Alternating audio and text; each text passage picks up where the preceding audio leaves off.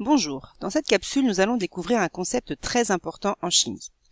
Avez-vous déjà remarqué que la coquille des escargots s'enroule presque toujours dans le même sens? Si l'on regarde un escargot à partir du sommet de l'enroulement de sa coquille, la rotation se fait presque systématiquement dans le sens des aiguilles d'une montre. On dit que les coquilles des escargots sont dextres. On appelle sénestres les escargots dont l'enroulement se fait dans l'autre sens. Les coquilles sénestres sont très rares et elles font le bonheur des collectionneurs. En effet, en moyenne, un escargot sur 57 000 présente une spirale à gauche. Ces coquilles d'escargots dextres et sénestres sont dites chirales. Alors qu'est-ce que la chiralité? Par définition, et c'est une définition que vous devez connaître, un objet est chiral s'il n'est pas superposable, c'est-à-dire non identique, à son image dans un miroir plan. Un objet qui n'est pas chiral est dit achiral. La chiralité est liée à l'absence de plan ou de centre de symétrie dans l'objet. Nous sommes entourés d'objets chiraux.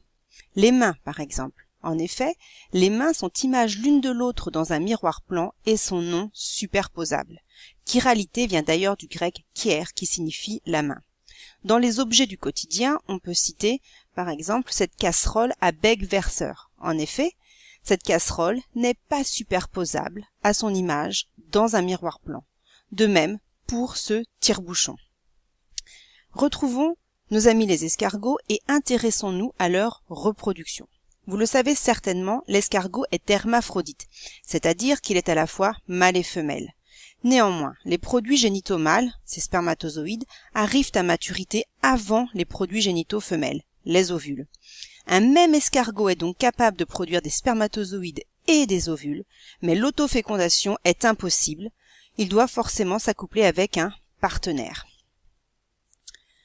Il se trouve que les escargots peuvent uniquement se reproduire avec des individus de même chiralité. En effet, les organes génitaux sont également orientés. Du coup, un escargot dextre ne peut pas s'accoupler avec un escargot sénestre. Petite anecdote, #SnailLove correspond à un appel lancé sur les réseaux sociaux par un chercheur britannique. Ce dernier a trouvé un spécimen sénestre et a lancé un appel sur les réseaux sociaux afin de trouver un autre escargot sénestre pour l'accouplement. La demande s'est très vite propagée et 2 escargots ont été trouvés, l'un en Grande-Bretagne et l'autre à Majorque, en Espagne. Alors de très nombreux objets, naturels ou non, sont chiraux. La chiralité au départ est un concept macroscopique, les mains, les pieds, et ce concept a été étendu aux molécules par Pasteur en 1848. Une molécule organique, vous le savez, peut être représentée par des formules développées, semi-développées ou topologiques. Néanmoins, comment représenter une molécule tridimensionnelle sur une feuille de papier à 2 dimensions?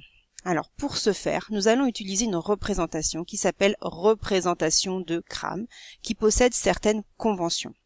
Alors, un trait plein, comme ici entre le carbone et l'hydrogène, va représenter une liaison dans le plan de la feuille.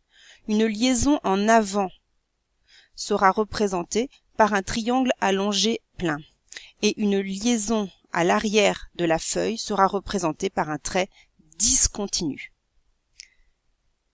Prenons un exemple. L'acide lactique a pour formule brute C3H6O3. Voici sa formule semi-développée qui est une formule plane. Eh bien, on peut écrire 2 formules spatiales différentes. Voici les représentations de Cram.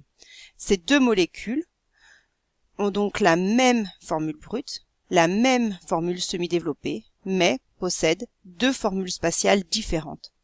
On les appelle des stéréoisomères.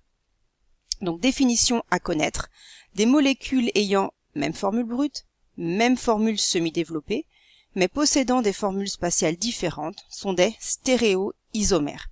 Alors il existe différents types de stéréoisomères et nous on va s'intéresser à un type particulier de stéréoisomère dans un premier temps. Donc une petite particularité ici, les 2 stéréoisomères sont images l'un de l'autre dans un miroir plan. Donc la molécule d'acide lactique est chirale et dans ce cas particulier, les stéréoisomères s'appellent des énantiomères. Nous verrons un peu plus tard d'autres stéréoisomères. Merci de votre attention.